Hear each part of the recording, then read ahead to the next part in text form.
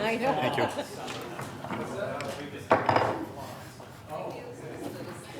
Don't make me use it. Calling the meeting to order. The first item on the agenda is a review of current design concepts. I'll turn it right over to Scott.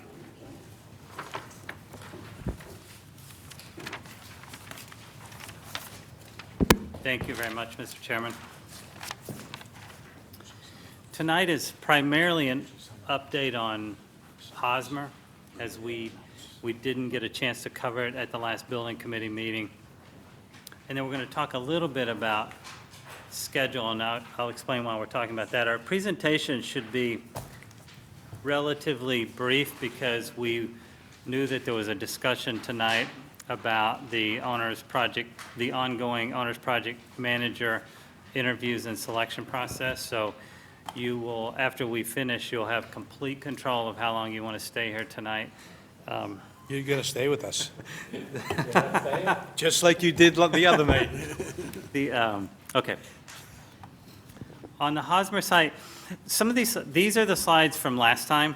There were a few building committee members missing last time, so we've included a little bit just for context, but we're not going to spend a ton of time on them. This is the site plan, just as we discussed last time, newly revised with all of the proposed reorganization. And then, as you may recall, we talked last time about the area between the newly proposed Hosmer and the existing Brigham House, and how we were continuing to work to develop that area. So these are those same slides showing that. I was going to spend a bit more time on it if some of the members who missed the last meeting were in attendance tonight, but I don't think it's worth spending the extra time on it tonight. I believe everyone here is very familiar with it, so we're going to go ahead and move through those. We want to see the good stuff. Right.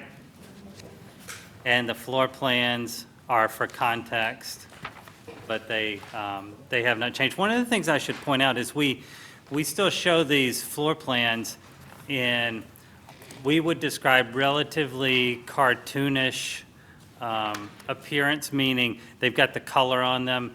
We don't have a structural grid on here. We don't have detailed layouts of toilets and spaces like that. We do have that information because we are moving through design development now rapidly. But in order to keep the floor plans easy to understand, we're keeping them in more of this graphic mode. But at some point in time, we'll be sharing the documentation with a lot of additional layers of complexity, particularly with regard to the floor plans. This is the exterior rendering of the new Hosmer from what would be the existing Z-shaped building if it was still in place. So if you can get a sense, I just want to go back to the site plan. If we were over here at the proposed drop-off and pickup area for the new Hosmer, and we were looking back at the building and we were seeing both the K-5 entry on our left and our early childhood learning center entry on our right, that's the view we would have of the building. The section you're seeing between in this zone are the connections that are made, the bridge connection, enclosed bridge connections that are made on the second and third floor of the building. As a reminder, you can go right underneath this, so that courtyard, that learning courtyard that we've developed between the two schools is located right here, and you go underneath this bridge, and then it becomes 3 stories again on the other side, where you have an open glass wall into that, into the learning commons area. I just want to point out what I'm referring to there. So when you're on the,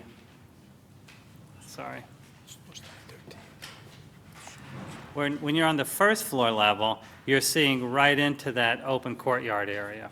And then at the end of it, there's the learning commons.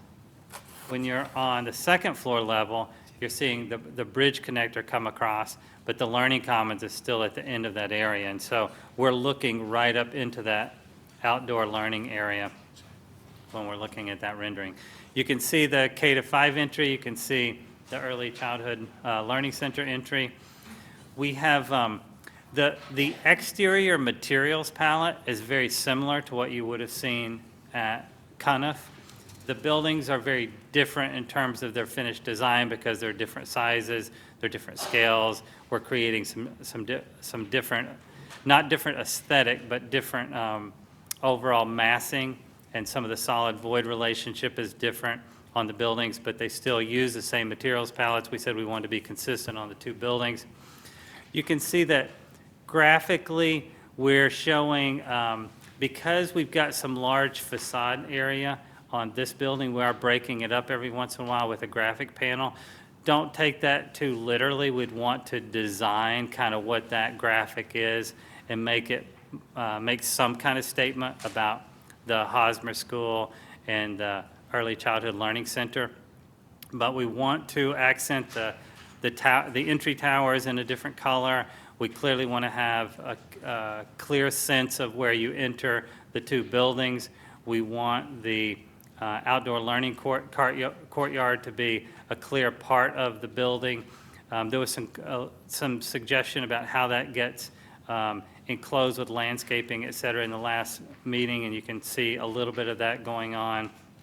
A clear library media center located here, so some of the larger volumes appearing this way, art room for Early Childhood Learning Center appearing here, and then again the two entry towers.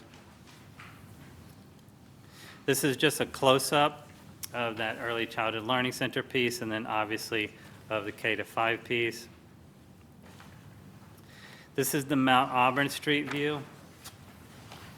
Again, very much in keeping with some of the precedents we had shown previously when we were talking about being a green, sustainable building that's net zero, that has to have a significant amount of roof platform in order to support the photovoltaics, going with natural appearing materials in the wood tones and the metal shingle on the exterior, some stone at the base to protect the base down lower, but similar palette of materials that you saw at the Cuniff project.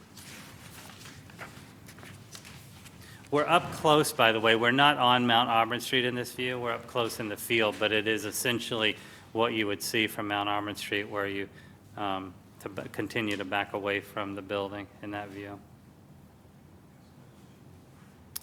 That's the, any questions? Yeah, we'll just take a pause on Hosmer, Mr. Chairman. Hosmer. John. Two questions. One, the photovoltaics that would be on the roof, would we see those, or are they in a fashion that you wouldn't see them from the ground? Yeah, in these perspectives, you wouldn't see them on the ground. One of the things that we're showing, for example, is you see a little bit of a railing here. That's a protection railing, because with photovoltaics on the roof, we'll be required by code to have that protection railing on most of the building edge. And so the photovoltaics would be just on the other side of those. And even though they would be tilted up slightly for the ideal sun angle, you wouldn't really see them from these lower perspective views. Right. And then if I could, the other question, go to the last one, that one. So looking at that space between the Hosmer and the Brigham House, is that, maybe we talked about this, I think we did, is that actually a wall or not? It's not, and this rendering isn't accurate in that area because we haven't built the site model around that area. Okay. In the site plan that we discussed, as you may recall, you can come around and enter, a pedestrian, a visitor can come around and enter into the building right here. Right. But then at that point, we would have a wall here, and then we would have something that screens the dumpster area, because the dumpster area sort of starts just beyond where you see this building projecting out, and we want to screen this access point from that dumpster area. Just beyond where the Brigham House comes out? Yes. Right. Yeah. It's sort of an imaginary line, if you will, between this corner of the Brigham House and this corner of the building right here, where everything beyond that we want to screen. Yep. But you still have access through, or I thought? Yes. You do, yeah. By what we were showing on the site plan, let me just go back to that.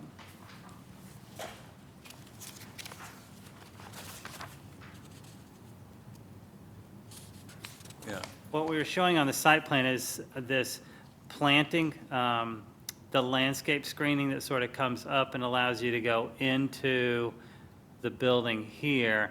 And then you can see, let me see, you see a little better. You can see it better here.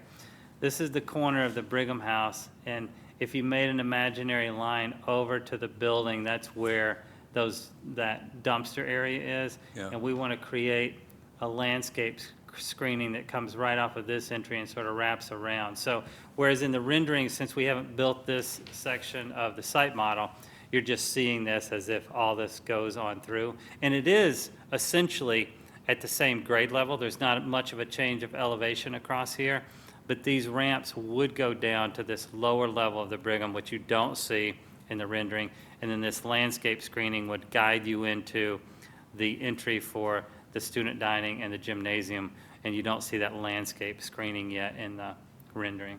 But you can still walk through, or did you, or?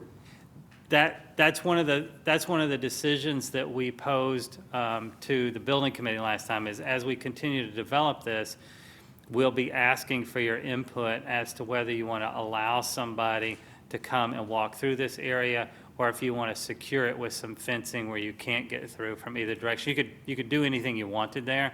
There are a variety of different approaches. One would be to say, okay, we want people to get to the gymnasium from this side, so we're going to do some kind of screening in the form of a fence or a wall that comes across here and doesn't allow you to get any further in this direction. Maybe it has a gate in it, but doesn't allow the typical visitor to get any further than these gym doors. You couldn't do the same thing here, like somebody's always going to be able to walk through this parking lot and get back into this receiving area, but you could stop somebody from being able to cross like right through here, for example, with a fence or a wall that wraps around in this area. And then you could certainly stop somebody from leaving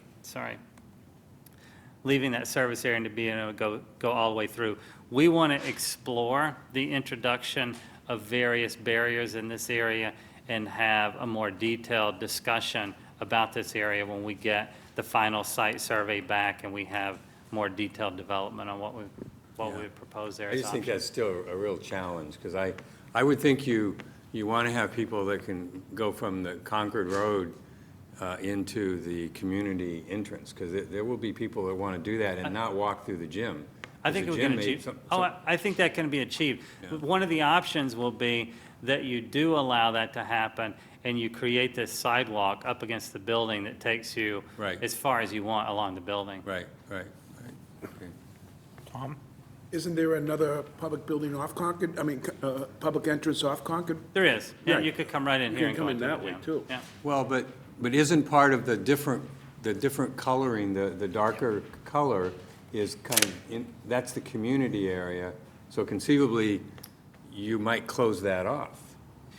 Well, this darker orange color is just saying the gym is a potential community use area, the learning commons is a potential community use Right. area, and then the dining areas. But this is the lobby for those three spaces, and then this is the lobby for the gym. And we talked about, if we wanted to, we could introduce a barrier here Okay. that somebody couldn't go through. So if you did want to allow community access to the gym from Concord Road, the most direct access, because this is more of just an emergency Yep. egress. Yep.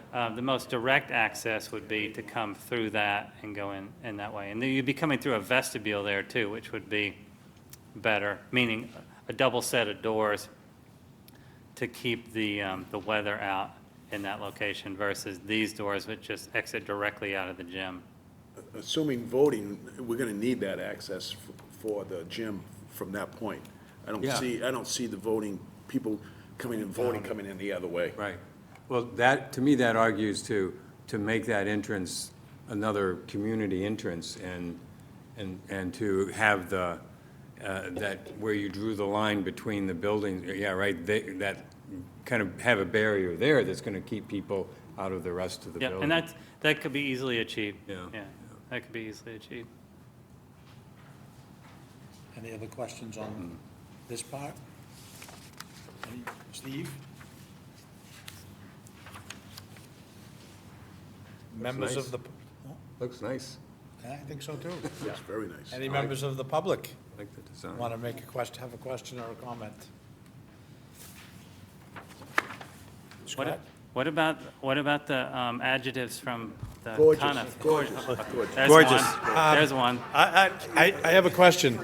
Why did you pick those models of vehicles for the pictures?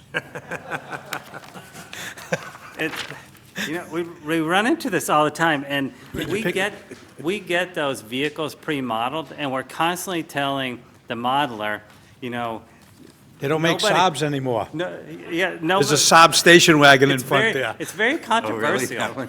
It's Oh, one of this- the things that people notice the most in the renderings is what kinds of vehicles are being shown. We hear that all the time. It was a BMW and a Mercedes. Well, at least it's not a 73 Chevy Impala. Okay, since there's no more on the Hosmer, I think I will personally say that this is moving beautifully. I really like what you're showing, and when there's not a lot of people asking questions, I think that's somewhat a good thing. So we can continue on with the Coniff. The Coniff slides are really in here again, just as a reminder, since we didn't have the Hosmer renderings last time, we thought that having all of them in a presentation, also for the public, once this goes on your website in the future, if somebody wants to go to a single presentation and see the first renderings for all three of the projects, we wanted them to be in a single presentation. There's nothing new about this Coniff information. It was the comparison of the site areas and how we're replicating and increasing the green space that exists there now, showing the adjustment where we did move the building back towards the cemetery a bit, and then the same Coniff rendering that we showed the committee last time.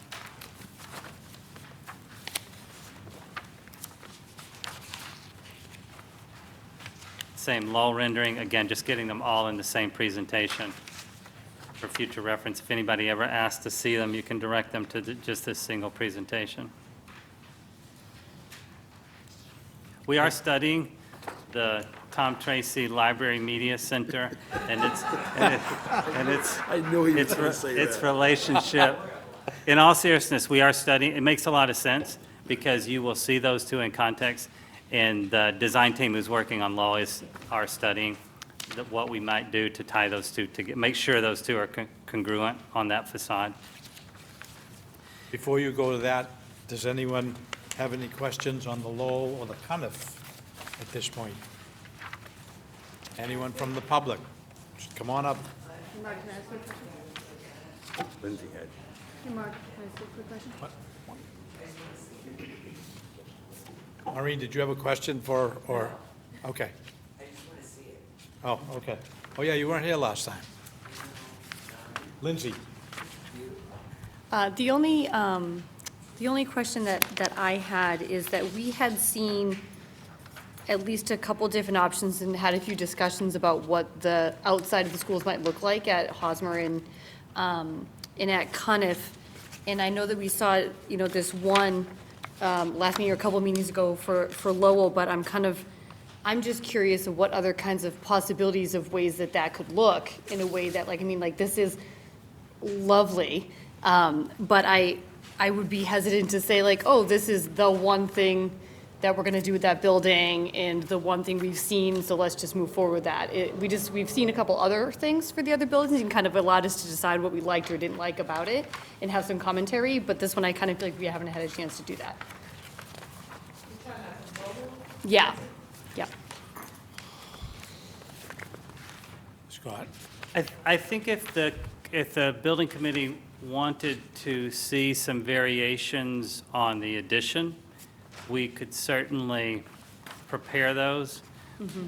We were sort of taking into consideration what we had heard as we moved through the Lowell process, which was that the building committee wanted us to be respectful to the existing architecture, but also make a statement about something new, progressive. And so we would say that this aesthetic and this style was an attempt to meet what we thought were the general feelings that we had heard for feedback. if we were asked to explore alternatives, I think the alternatives would be taking that to something much more modern on one end, or taking it to some architecture that more exactly matched the existing building on the other end of the spectrum. Here, we're somewhere in between. And so I think if the building committee wanted to do that, we could do that. I wouldn't want to do it just as an exercise for, oh, wouldn't it be interesting if, but if everybody felt that we should explore those two ends of the spectrum, we could certainly do that. Yeah, I'm not sure if I'm the only one that's curious, and if I am, I get it, that's okay. But that's why I wanted to throw it out there, that's all. Steve? I like it. I think it's, does a good job of that balance of respecting existing architecture, making it clear that it's a new addition, but in bringing some, modern design to it, but still has a lot of the same characteristics of the existing building. So I really like it.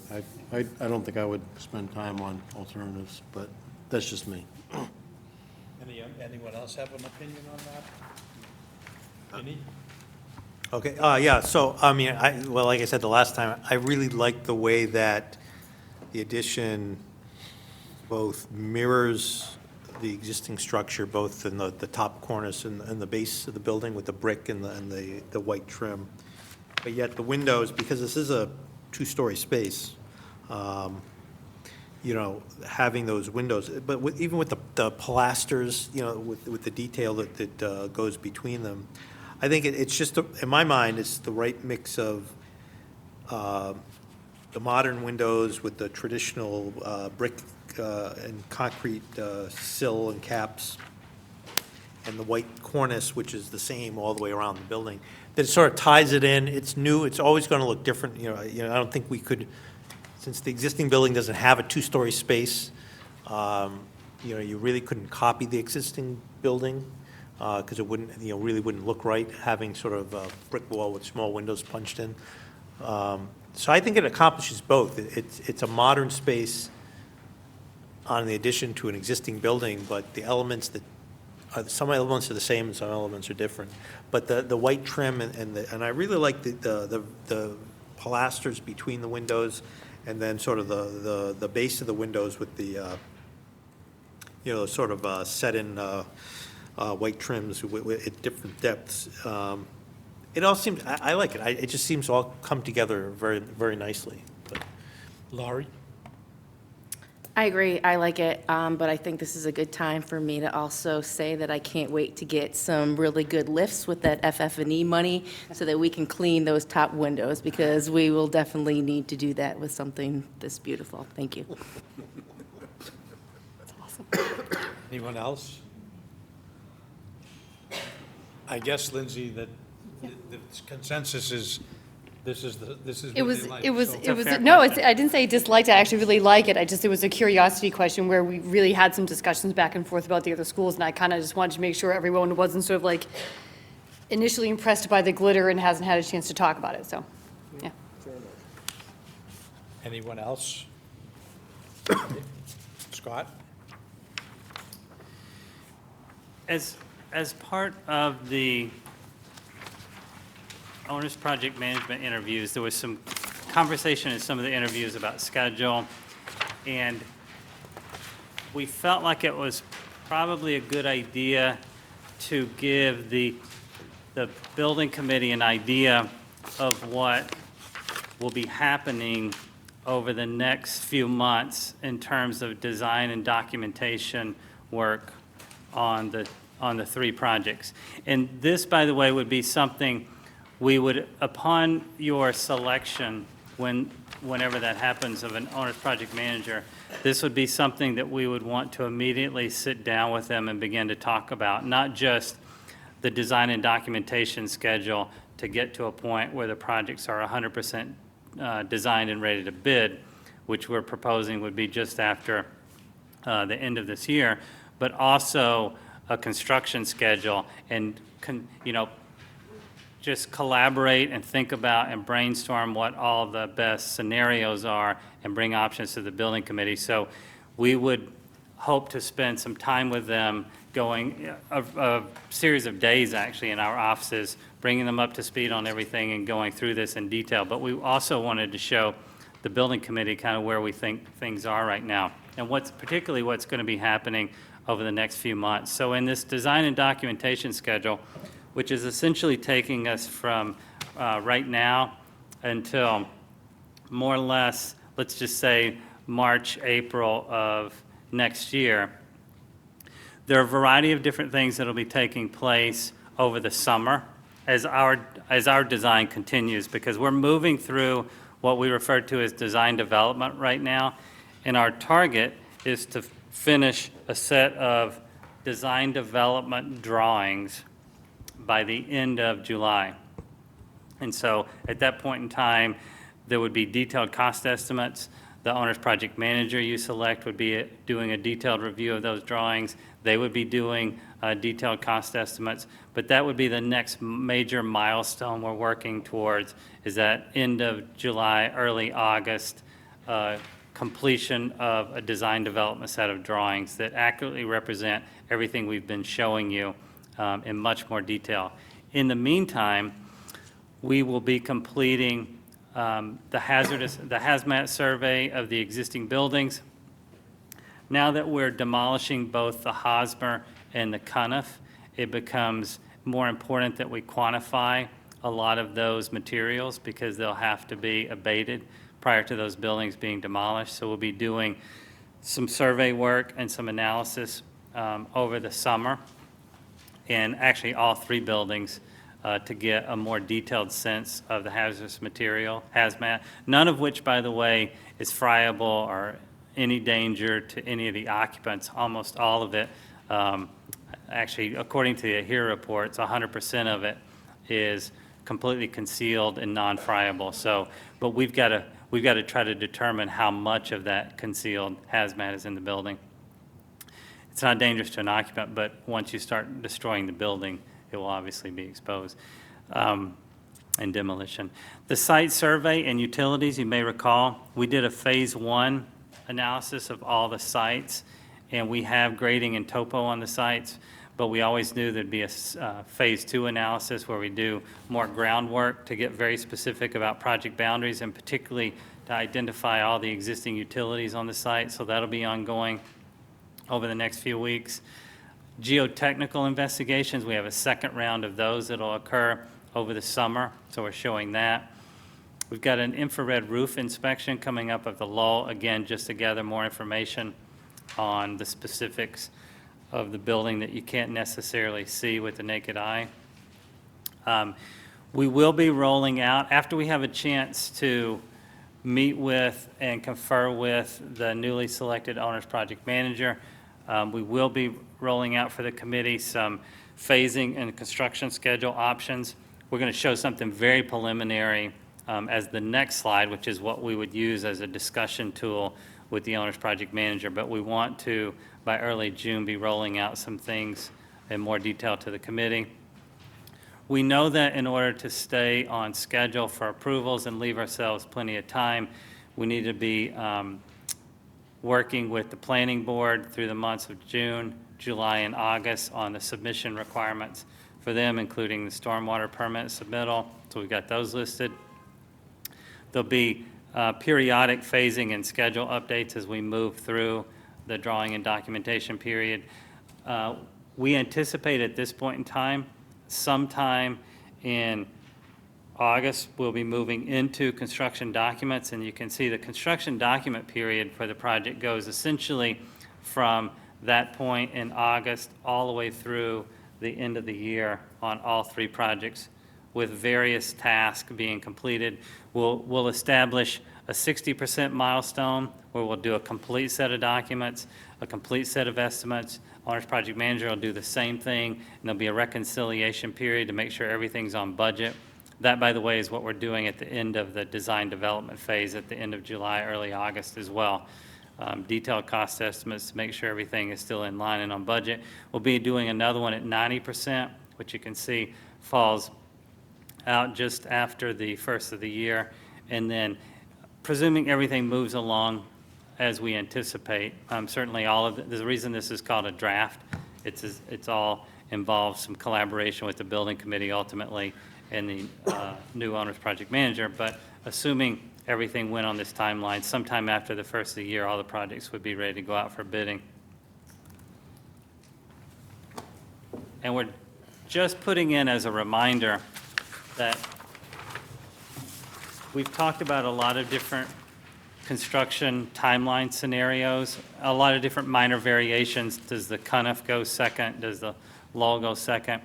This is showing a scenario by which the Hosmer project would go first, start in 2020, finish in 2022. The CUNF project would then essentially go from 2022 until 2023. The lull project would overlap that somewhat with the addition, and then the renovations would occur to the lull once those students can move into the CUNF. And it allows for at least a conceptual completion in, let's say, late spring of 2024. The only reason we wanted to show this again is because if somebody was watching the owner's project management interviews, some of them were a little bit confused about what the end target date was. 2024 has always been, we thought, a reasonable target.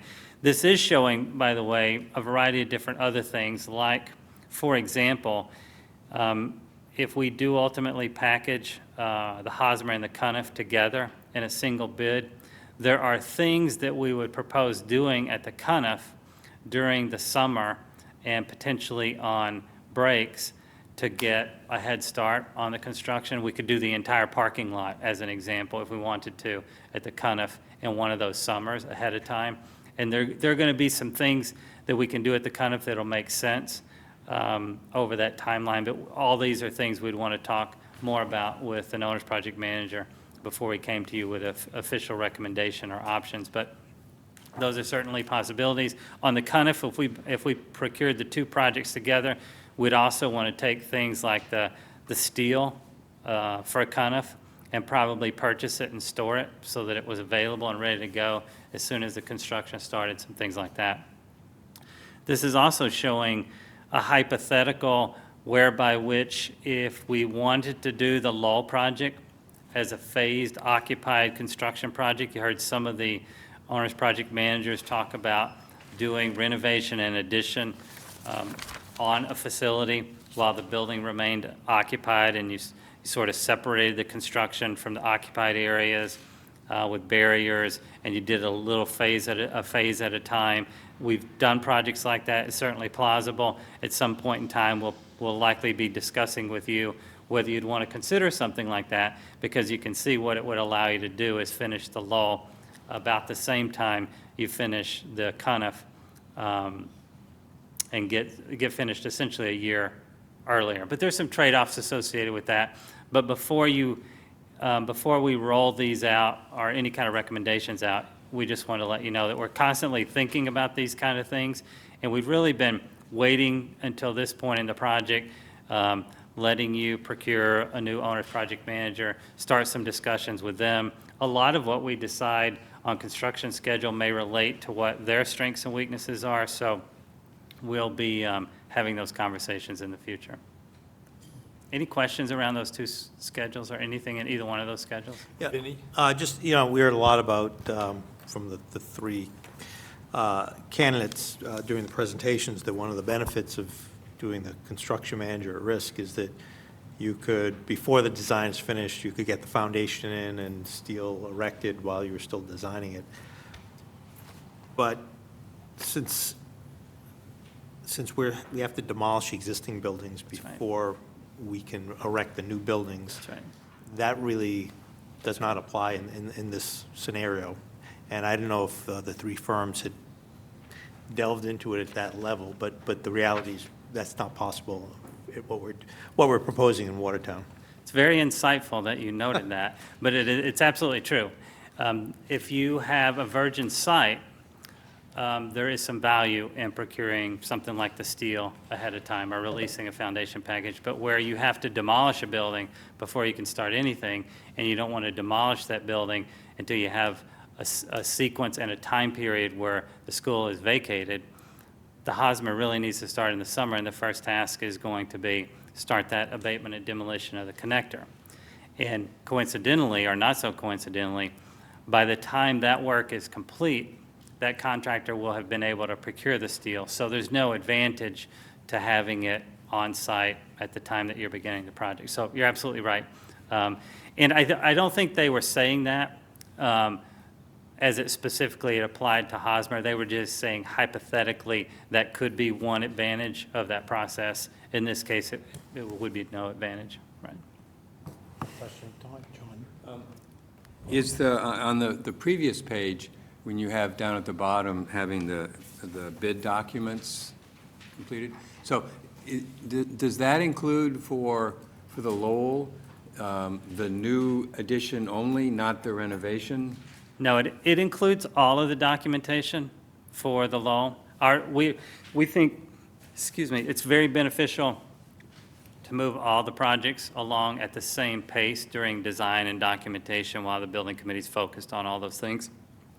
And then when it comes time to actually bid them and start construction, at this point in time, it appears that it would be very beneficial to package the Hosmer and the Cuniff and to wait just over a year before you took those documents and bid the Lowell. So what we're suggesting is, even though the documents would be complete in early 2020 for the Lowell, it would make some sense to wait just over a year and then put all that documentation for the renovation, the addition, the site work, everything out to bid at that point in time, so that if you bid it in early 2022, that contractor could procure steel, all the long lead items, and be ready to go with the addition in that summer of 2022 when the students were out of school, can mobilize on the site at that point in time. That's if you do the removed students. If you do the phase occupied, then That's right. everything gets moved up. That's exactly right. If you did the phase occupied, you would bid at the exact same time you're bidding the other projects, and you would immediately allow them to start the addition. When that space is available, which could potentially be 8 available classrooms, then you move students out of 8 classrooms in the existing building, you renovate that space, Yeah. you move those students, and you just continue to make space available in the building and sort of sequentially work your way through the renovation of the Lowell. The Lowell would be a lot more complex as a renovation addition than a series of bars on a page, but we certainly want to investigate that so that you're familiar with the advantages associated with it, both from a timing and a cost standpoint, and you can evaluate those in comparison to the challenges associated with doing phase occupied construction. But the budget kind of projection that you put together was based more on removing the students, wasn't it, based on that option? It was, but there's probably not a significant difference in these two options from a cost perspective. That would be one of our exercises to determine if there's, but we feel like they're probably cost neutral because the time you pick up in escalation, taking a year off of it, is a savings, and then, but drawing it out longer as a project is an increase. So in our experience, projects like this tend to be somewhat net neutral when you look at all the advantages and disadvantages from cost perspective. It just becomes, and it could be that there is a slight premium when we analyze it of the phase occupied, but you might decide that the additional, the early completion of that has some value to you. So I just think they're all things that should be considered. I do think that there is a value to getting all this construction done a year early. And I think that is a consideration that we should be thinking about, even if there is a premium, because, if the quicker we can get this done, the quicker these kids can get normal lives in their classrooms. Lindsay? I agree with that statement, except that under a phase occupied renovation, students in that school would be in a school under construction for 3 years. That's a significant impact on 3 generations of our kids moving through those schools, including my son who'd be in there all 3 years going through the process. I mean, I just think I think from a parent perspective, a lot of people would prefer 1 year in a different space than 3 years of construction. So I think it's something to consider. I think before we did that, we would probably have another neighborhood meeting at the Lowell School to get some feedback. I think that, we can approach it that way. Vinnie? The other thing I would just add to Sorry. that is we were super conservative when we built this schedule, and we wouldn't expect you to make any kind of decision associated with that until we could tell you very definitively how much the overall schedule could be compressed on that, and exactly how the building would be impacted and exactly how those moves would take place. Vinnie? Would, the phased occupied Lowell plant, would that envision having modulars or not having modulars? This assumes no modulars, yeah. Heidi? Can you just speak to if a phased occupied were to happen, how critical it would be for the OPM to have experience in a phased occupied? Absolutely critical. That's why I say a lot of the approach ultimately that we may want to take, the building committee collectively may want to take on these projects, may very likely come down to the specific expertise and personalities that your owner's project manager has, because some of them talked about move management, for example. And in a phased occupied construction project, move management becomes significantly more important than it does at the Cuniff, where you're just moving out of a building and then moving back into a new building. So that's a reason, and I would point out that, again, the primary reason that we wanted to have just a brief discussion about this tonight is to let you know this is the kind of information we'd immediately want to start sharing with an owner's project manager and find out sort of what their area of expertise is and who their personnel are and how comfortable they would feel fitting into these various scenarios. So as a follow-up, so then if we wanted to keep both options on the table to be decided later, that we should be strongly looking at someone who has had experience in the phased occupied, so we give ourselves the two choices. Is that your, I essentially think what it would you're be saying? wise regardless, because even though the Hosmer and Cuniff projects aren't technically phased occupied, you are placing students, in the case of Hosmer, on a site where construction is taking place. So I think it should be a priority. That kind of experience should be a priority with whoever you select. Yeah. Any other questions on timeline, schedule? Any member of the public have questions? Seeing none, I guess we move to the next item on the agenda, which is a Sustainability Committee update, and I'll turn it over to John Ports, who's the chair. So we met just right before this meeting with Steve, Laurie, and myself, and then Scott and Julie, and members of the public. And we spent a good part of the meeting talking about the Lowell School. Different than the other two. The other two obviously are new construction, so the opportunities for kind of sustainability there are different, kind of certification, et cetera, are different than they would be for the Lowell School, where we're doing a renovation of an historic building. And so Scott kind of went through a document which was sent around, I think, to the full building committee. Did everybody get it? I asked to be forwarded. You got it? I got it. You got it, I okay. got it before. Okay. But we can share that, but he goes through, Scott went through and talked about the kind of, the challenges, basically, of trying to do LEED certification given the nature of the project there and given the building and the renovations. And so we talked about that, and I think the kind of general sense is to try to do as much as possible on the sustainability side, but recognizing that you're not going to have the same opportunities for, gold or silver LEED that you would on a new building. And then we talked about several options for the LEED approach with the Cuniff and the Hosmer. And there, again, Scott had put together a document, kind of different levels of kind of verification, if you will, of the level of lead. And we didn't kind of quite finish that discussion, but we had three different options. One option is kind of basically trusting the designer to do the best.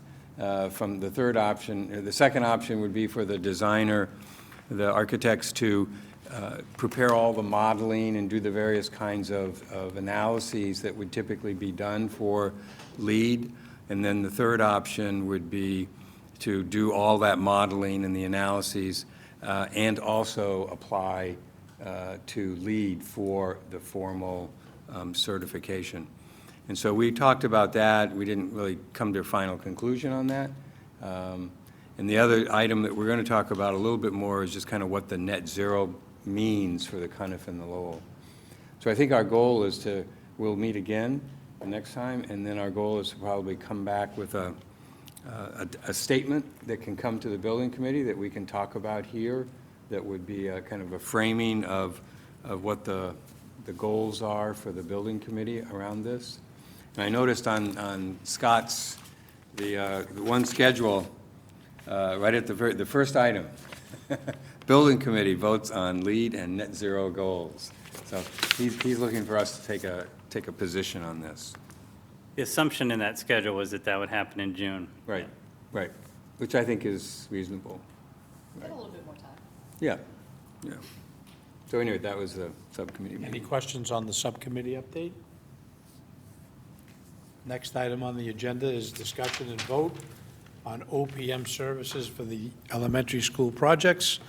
As everyone on the committee is well aware, and some people that were here and others that may not know, we did meet on Tuesday evening to interview 3 candidates for OPM services. It was a very good meeting. Everybody came in, and the three firms came in and gave presentations. There were questions asked by several different committee members. We did say that we were not going to take a vote that evening. We wanted to give the opportunity for everybody to think about what they saw and what they were looking for in their own minds. I'm going to go out on a limb and say that, given the discussion that we had the other night, it seemed like there were some for some firms, some for another firm, others for another firm. It seemed like we were a little bit challenged, and that's to say that it appeared that nobody just jumped out at us and said, this is the firm that's the perfect fit for Watertown. So I think that's a concern of mine, and I just wanted to get other people's thoughts at this point. This is a very big decision for this community. It's a $170 million project, and this committee and some in the public are generally aware that we didn't have good luck with the first firm that we chose to represent us in the schematic design phase. That's why we decided to go through this process. So I wanted to get some thoughts and see where we go from here. Anybody want to start this out, or am I going to do this myself? Well, Vinnie? so let me just say, usually when we do these things, there's one candidate tends to stand out, and then, you get a consensus, a feeling pretty quickly that a majority of people are leaning towards one or the other. This is, with the 3 candidates, the committee was sort of split among the 3, so everybody brought their own perspective to, or their own view of things based on their expertise to the 3 candidates. And it really was a little troubling that there was not one that clearly stood out, and there wasn't one that clearly flunked that we could have crossed off the list and narrowed it down to 2. So it's very unusual that way. One option would be we prepare additional questions and come back and re-interview the 3 firms with answering some specific questions that we had concerns about. One is, there was 7 firms that submitted things. I don't know if how the subcommittee picked these three, but maybe if these three are in the first tier, maybe like the second tier, be worth having them come in for an interview and get a broader sense. That may be the alternative option. I think the worst choice would be, we're not happy at all, we publish a new request for proposal and start from scratch. I think that would take another 2 or 3 months of time, and I'm not sure that it's going to get us to be the best thing at this point. I do want to say that the timing is important, but it's not the most critical thing. If we can wait another month and get the right firm, it probably makes sense. I'm not sure waiting 3 months is the right choice. But so I would say that the two choices is either re-interview these three with providing them additional questions and we can grill them on some very specific things, or maybe do a second interview with the second tier firms. I don't know how many people in the second tier, 2 or 3, but that could be, I see the two ways forward. Dee Dee? So I like what Vinnie is saying. I think especially given what we heard tonight from Scott and having a little bit more information about the timeline and the deliverables that are coming up, I think I have a better sense of what we might be looking for and asking of the OPMs. So certainly the thought of either bringing them back with additional, more in-depth questions to give us a chance to really get to know them a little bit better than making a decision on one 40-minute interview would be, certainly I'd feel much better about that. Just in terms of the question around, how did we go about selecting? We took the 11 criteria and we gave them the point values and read through the proposals and scored them when it came down to it. And the 3 that we brought certainly rose to the top of that process. But I'd say that there's another 1 or 2 that were close. So that is an option to maybe look at 2 additional ones, but I just wanted to give you that information about that. And then there's that third option. Each of the groups that we heard, there was sort of 1 or 2 pieces of each of them that had a specific Watertown concern for me that either wasn't addressed the same as someone else, or I didn't know who the voice of that team really would be for us, et cetera. And so I like the idea of being really specific with the 3 about these are actually really specifically some concerns that we have that are really specific to our project. Like, how do you respond to that? And a bit more in here, all 3 respond to the same particular concerns would be interesting. I didn't dislike any of them, but like Vinnie said, nobody stood out, which is a problem for us. But I would feel a lot better about getting to know how those teams would handle our concerns more specifically. Laurie? I think one of my concerns about the difference between what was the committee that scored them first and then the interviews was when the committee scored them, we had clear criteria, as Dee Dee was saying, and a weighted criteria of what those met. When we all sat here and interviewed them, we didn't have that, so I think we were all looking at things a little bit differently. I can tell you, I was looking at closing out and I was looking at construction, and that was important, and one of the companies stood out more than others, but that was different than maybe what you guys were thinking. So I think if we do bring them back and we ask questions, I think we need, as a committee, to be evaluating them on a criteria that we say is important and a weighted criteria so that we know exactly what we're looking for, and then the questions can match that in order for us to have an equal voting and to figure out something a little bit concrete. Steve? And maybe this goes without saying, but one of the things that I would like to just express some gratitude to both Kelly, who is in the business, and her honesty with regard to how she felt about people in her business, and the difficult position that puts her in. And same thing for Scott, who has worked with all 3 of these companies, and we kind of put you on the spot to give us some of your thoughts. And I just want to express some heartfelt thanks to those people involved in the industry, that they're willing to talk about some of those things with us, honestly, despite the difficult situation it puts them in. Tom? I actually liked a couple of the other firms that when I read the original proposals that we received, I actually think it's not a bad idea, if we can, bring them back, bring a couple more in for additional presentations. I think that would be a good thing to do if we can do that. And I also think that maybe we should consider as part of the evaluation is, and I don't know if all of us could do it, but I think some of us should be able to maybe go to other cities and towns that they've worked in and had discussion with some of the members of their building committee or professional staff as far as who they like and didn't like, and almost take a visit of the schools and see that. I think it's that important of a decision. Steve? If I could just add one more thing to that, I wouldn't disagree with what Tom said. Some of the firms that I ranked higher than some of the ones that we did interview. So I wouldn't discourage us from asking a couple more.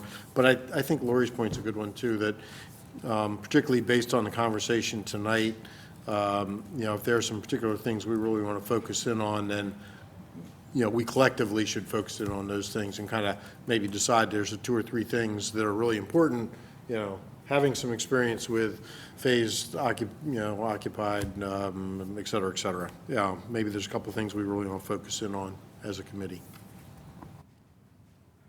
John? Just a clarification, so those people that are on the screening committee for this, Steve, were you saying that there were couples that actually had point totals higher than the ones we had, or? No.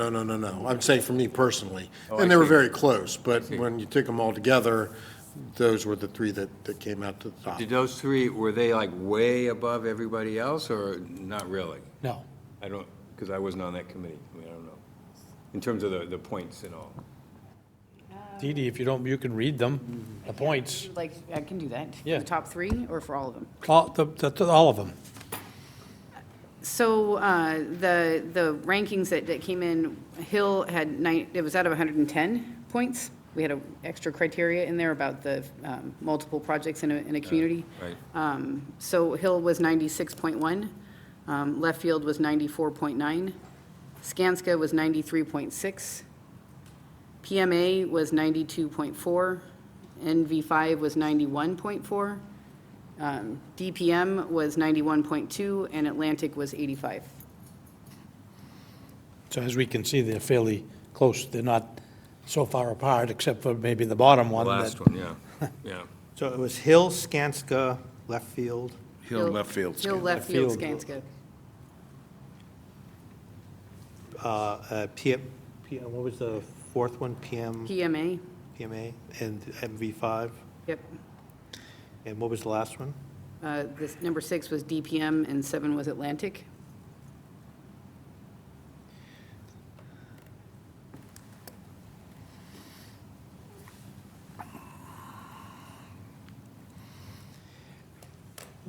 One of the things, and I'm going to reiterate this again, I reiterated this when we first started this process.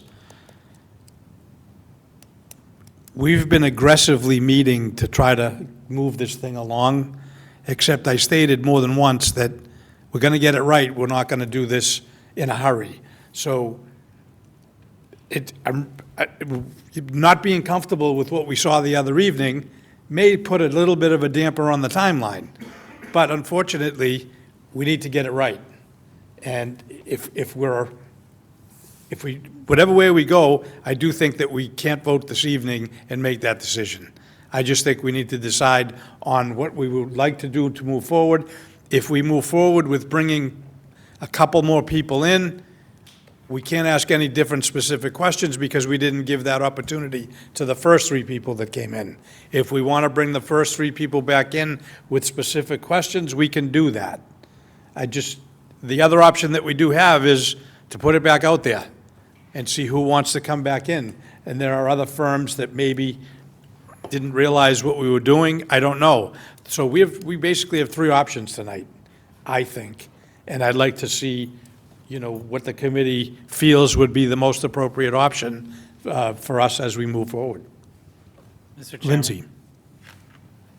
I was just, because of the 3 groups that we saw on Tuesday, for me, nobody felt disqualified. There were parts about all those presentations that I thought were valid and interesting and spot on, and there were parts that I wanted to learn more. And so for me, I like the opportunity to hear more about what they have to say about specific questions that we have. I would agree with that. I think that makes sense. Heidi? And just for everybody's knowledge, Hill and Left Field were also interviewed for the high school project, so they have presented to us 4 times now, and the subcommittee was the same subcommittee, and yet we did choose them to come back the second time, even after the first round. So I think we all felt that they had a pretty good showing for the high school. They may not have been the chosen one, but none of us disqualified them from this round. You know, if we felt strongly there was something that wasn't right for us, they wouldn't have made it to a final here. So I just wanted to point that out. And we have checked 3 references on each of the firms, which doesn't tell you everything, but I'm just saying that has been done as well. Paul? I think it's important to have the teams here. I know Left Field didn't have their whole team here, and that's not right. That's who we're going to be working with. For me, the person on site daily, the person that's going to be in the field is the key person on the team if we're going to be there day to day. So I don't think it's fair if we didn't see all of the full teams. So I know that was made a priority, but it didn't happen for whatever reason for them. Scott, you look like you wanted to Thank weigh you, in, Chairman. so. I was just going to say that I think that your idea is a very thoughtful one and a very good one. If you would like us to prepare some specific questions, you gave us the opportunity to sit in on that, in on those interviews, so we sort of heard what your specific topics you were interested in were, and then we could certainly structure some questions around the specifics of these projects, like phasing and occupied, et cetera.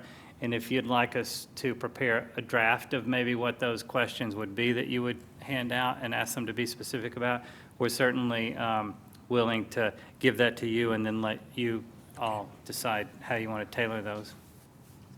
How does the committee think that they want to proceed? Yeah, that would be helpful. Vinnie? And I do like that, especially if they had this presentation, because this is a lot different, I think, than perhaps what they were looking at, stuff from the website. You know, a lot has changed, and I think different candidates talked about things that were in different presentations, some things from, last November and December. Some of them also thought we were still in the MSBA process. So I do like that, and I think particularly, I mean, we talked about this part, and that is really, for the project manager, that's, the schedule is really where it's all about. And I think, the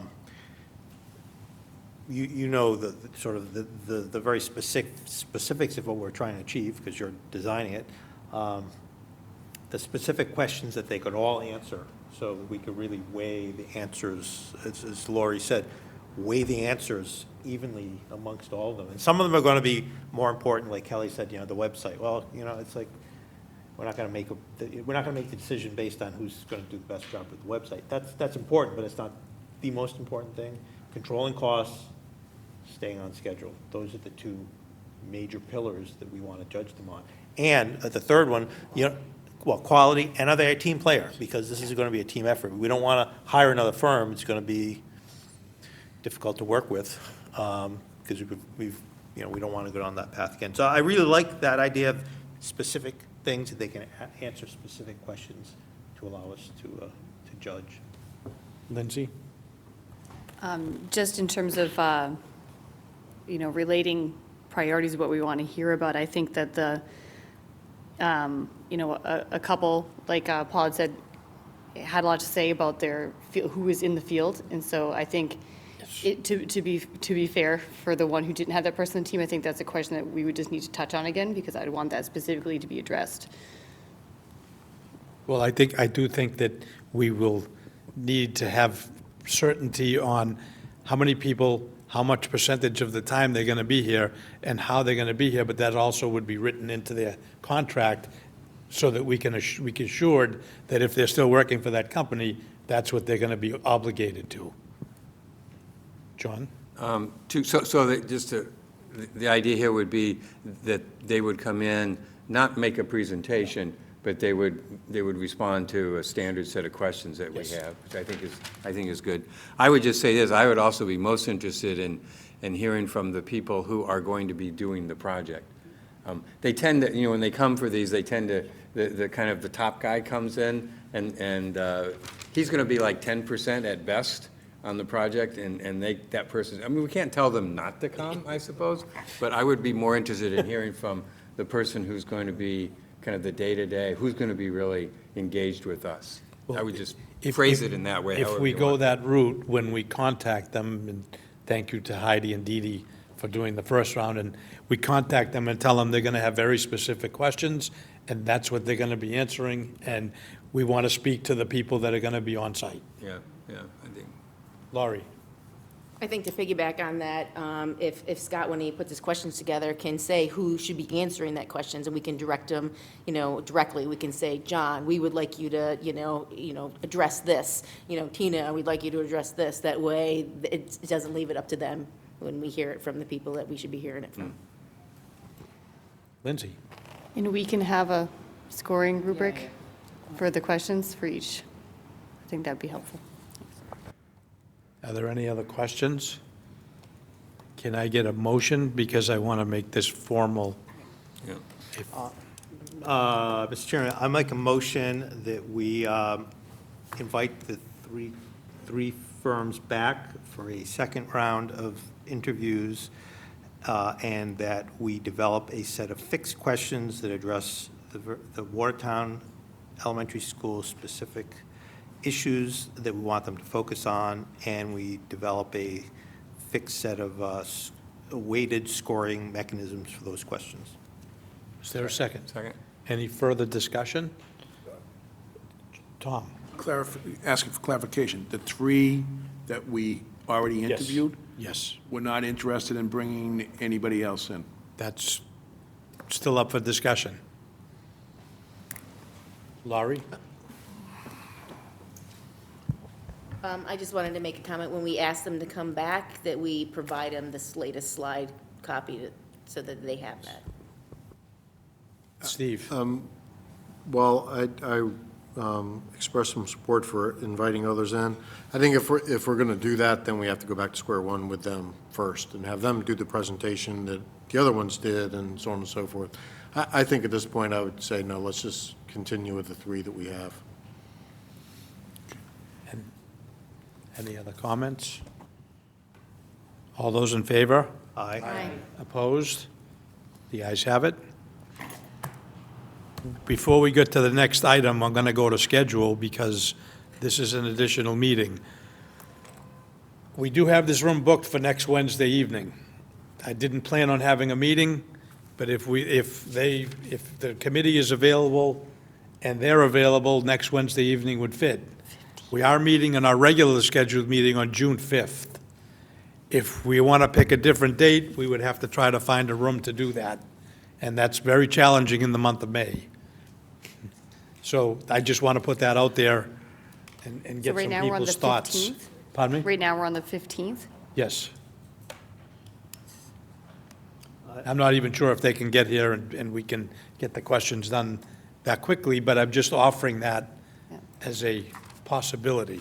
There are, Mark, what are our other, the lecture hall in the high school is also now camera, cable ready, correct? Yes. Like, that's not a bad space either to do it, Middle school auditorium. or the middle school. There's a couple other places that I think that we could also try to get if they needed a longer timeline. As long as they're cable ready, Well, yeah, be the most, that's the exactly. only thing that, Yeah, like, I know that the lecture hall is available. So we think the 15th? That, we did book this room, we've been booking the first and third Wednesdays. This room is booked for us. But if they can't make it, that doesn't do us any good. Right. I just want to put Right. that out there so people, I don't know if people have already put that in their calendar anyway. Dee Dee. I was just going to say, maybe if we picked two dates, and then, talk to the OPM firms and find out if we can get them all together at one. I mean, if they can all come on the 15th, then great. I mean, that's easy. But what if they can't? Then I Right. think we need to have Yeah, Plan and I'm B, not- which is, I'm not expecting that Yeah. they can do that. you never know. What about May 22nd? Is there a, no, that's not a ZBA.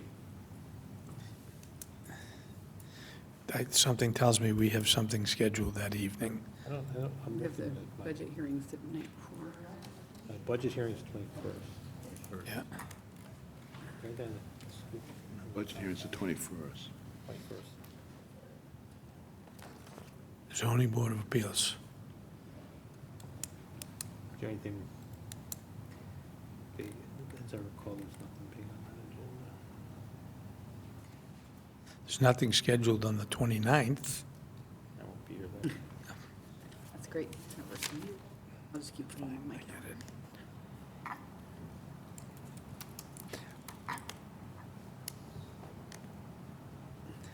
Sorry about this, folks, but we got to try to find a Yep. potential. And then what would the next date be, June 5th? June 5th would be our regularly scheduled Kids graduating. meeting. If the firms aren't available on the 15th, is there a different night, either that week or in the immediate next week, that we could just use a different venue? I mean, I don't think Well, lecture hall is ever The booked. reason I'm talking, we have Yeah. we have two budget, we have a Right. budget next week, Yeah. Monday night, council Tuesday night, budget on Saturday, so myself, Vinnie, Tom, and Steve are going to be very busy. Right, right. And the following week also has some budget nights, and a school committee meeting. Yeah. So, 20th. could we make, so I'm just, could we ask the team to reach out to the three firms, with the first choice being May 15th? And then if that doesn't work, do we want to consider offering May 22nd as a second choice? Considering we have the ZBA is meeting, but maybe we can work around that. What's the second choice, the date? The 22nd. following Wednesday. 22nd. And then if that doesn't Or work, we could meet, offer or we the- could meet maybe at the lecture hall. Yeah, if we, and again, Steve, you don't need to be at the ZBA, I assume? I don't think so. I looked at the agenda, there wasn't anything urgent on that. And then if that doesn't work, the third choice would be June 5th. The 29th? Did we say Which, that? but still, that would mean we need to have an additional meeting scheduled in June, because we have, if we put an OPM in place, we're going to have a couple of Yeah. meetings that we have to. Let's just Why start, why don't we say, could we maybe just offer, let's offer 15, people 22. 15 and 22nd? Yep. yes. And then if that doesn't work, then we can have an email discussion have a- about yes. picking another date. Yes, We're allowed, in the Okay. open meeting law, to discuss scheduling by Yes. email, so. so we're doing it, Heidi. I'm sorry, can I ask a question? So, two questions. Is there any possibility or interest in having, if they're not all available, I expect that some will be available one time and some the other time, and then how we figure that out, I don't know. Is there any interest or possibility of having the meeting start earlier in the day? I don't know what everybody's availability is, say at 4 o'clock. If it's difficult to get everybody on a certain night, if that would help. If somebody says, I can't make it that night, what sort of time frame do you want to do? I could come. I don't know. early. I mean, come we at don't have to 4. decide now, but I just wanted to know if so I'm away all next week myself, but I will make the calls tomorrow. And I can set them up. I just don't know if they're all going to be available on all one night, no matter the choices, What do I do if I make those calls and neither of those nights works for everybody? What do you want to do as a backup plan? Why don't you check with them first? Yep. Because I do like, we've been criticized in the past for holding important meetings during the business day.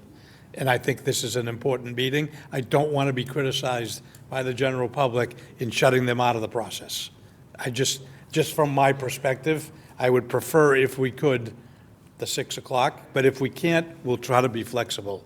And this, Vinnie will agree with me that we've been accused sometimes, many times. The other option, I just throw this out there for the committee, is if two of them can do it on the 15th and one can't, and one can do it on the 22nd, could we want to do 2 hours on the 15th and 1 hour on the 22nd? Or, I mean, that's the other alternative. Is we could.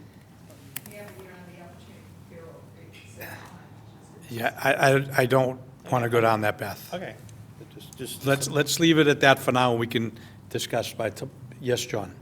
How much time you were saying 1 hour? I don't know. We're not going to be an hour. No, Yeah, maybe I a know. half hour. I'm thinking like a half hour each, or maybe. The questions will 40 be at no the more most. than 15 minutes, because Yeah. they're going to be very specific, and then we give them 15 to 30 minutes to respond. Yeah, To our, Yeah. if we have anything additional. yeah, okay. I'm sorry, I didn't hear all that. So you want the 15th as the first choice, the 22nd as the second choice? Right. And they're told that we'll have a set of specific questions, and And I'll email you once I see the questions, how long we think we need for each one. okay, so is everybody coming up with a question and sending it to one Scott's person? going to come up with the list, because Scott took Okay, what we said, and he'll send it to me. I'll send it out to everybody anyway, so they can see them, and if we want to add or subtract. But we don't want to ask we don't want to ask 25 questions. I Right. don't think, we want to be very specific in some key items that we talked about. so the first slot would be 6 PM, Yes, and then the second one, how long are you giving in between? I'd say 6:45, 6:45, okay, 7:30, and, okay, very good, thank you. okay. Sorry about that. Never easy. No. And we did say the next regularly scheduled building committee meeting will be June 5th. High school update, Dee Dee. Excellent. Before, 1 second. Scott, did you have anything else? I'm sorry. No, Mr. Chairman, thank you. I'll get those questions to you in the morning, so you Okay. guys have a chance to distribute them. Thank you. That's Dee Dee. Excellent. So I have two things to update the committee about in terms of the high school project. One of which is this past Monday, the MSBA review panel approved our recommended OPM for the high school, which is Compass Project Management. I would like to thank Heidi and Lori, who attended the meeting on behalf of the school building committee. The OPM firm Compass made a presentation to the school, to the OPM review panel, and they did very well, and everything went as planned, and now we are ready to move forward and finish up the contract with Compass. So that's very exciting for us, and at some point soon, we're going to have to figure out how we're going to operate as a school building committee with two projects simultaneously going on. So it's going to be fun.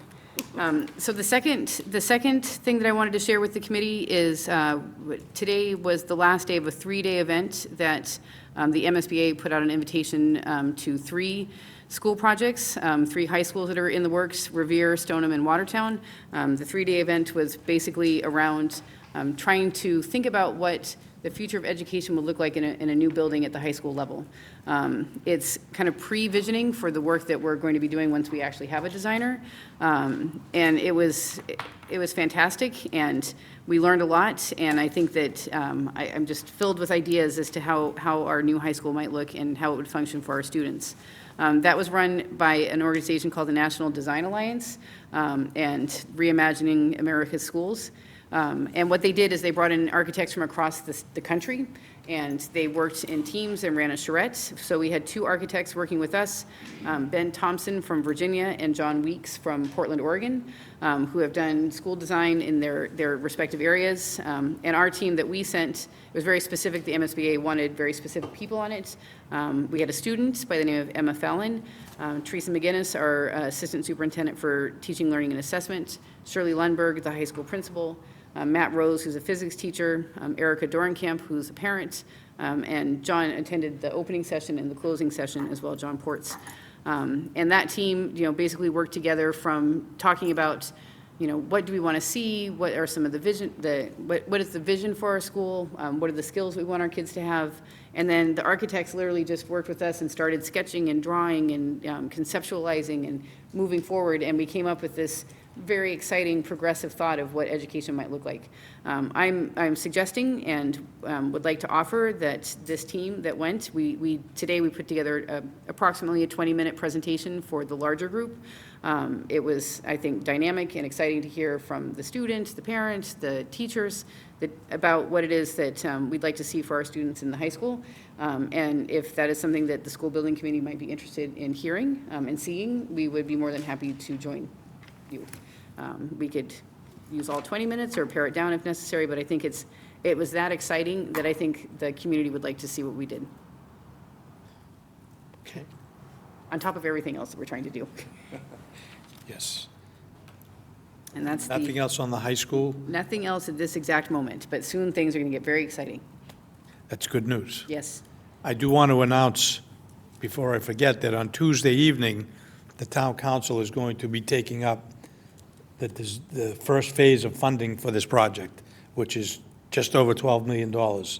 It's a very, very important milestone as we move forward. And I'm hoping that people, anybody that can come just to show their support we would be grateful. I just wanted to put that out. And Scott is going to be making a presentation to the town council. Motion to adjourn. So moved. Is there a second? Second. All those in favor? Aye. Opposed? The ayes have it. Thank you.